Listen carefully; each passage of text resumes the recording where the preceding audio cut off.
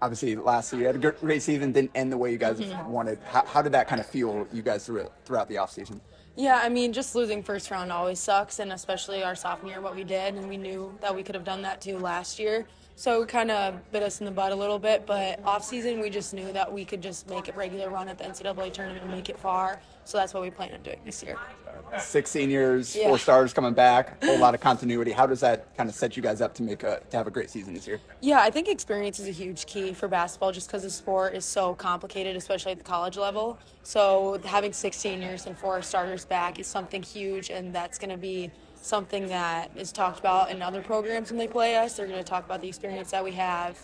And I think it's just helpful for the underclassmen to get to see a different lens without the coaches, just learn from us, have us help guide them if we can. So I think experience is super valuable within our program.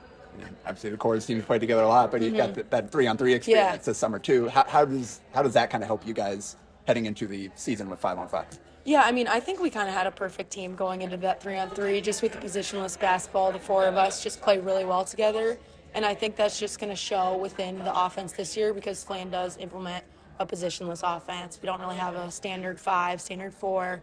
So I think just playing that sort of fast-paced basketball is going to help us translate it over to 5-on-5, but just in a different structure. So you got to participate in a USA thing, right? The America Cup trials. Yeah. What was that experience like for you? Yeah, it was really cool just being out there at the USA training camp, just being able to be in the gym with a ton of other talented girls, new coaching staff. It was really cool. It was a great experience, and I'm really glad I got invited. Double-digit score, key piece for this program all 3 years, but saw Lauren and Morgan kind of take a big step forward last year. How have you seen your game continue to evolve as you've kind of had some others rise up around you? Yeah, I mean, I think it's awesome to see Morgan and Lauren and even Molly and other girls just step up to the plate because they've been talented all the years that they've been here, but I think they just built that confidence up and got more skilled, got better. Flan started trusting more people. But I just think as I've gotten older, I've understood more of the offensive key piece. They do sometimes rely on me, but I also love playing point guard. I love that Flan trusts me to play point guard. So facilitating the offense is something that I'm definitely looking forward to do more and more this year. And how good of a fit is your game for what Flan wants to do on offense? Yeah, I'd say it's pretty good just because he is not big on recruiting 5s. As you guys can tell, I'm the tallest, 6'1", and that's pretty short for women's basketball nowadays.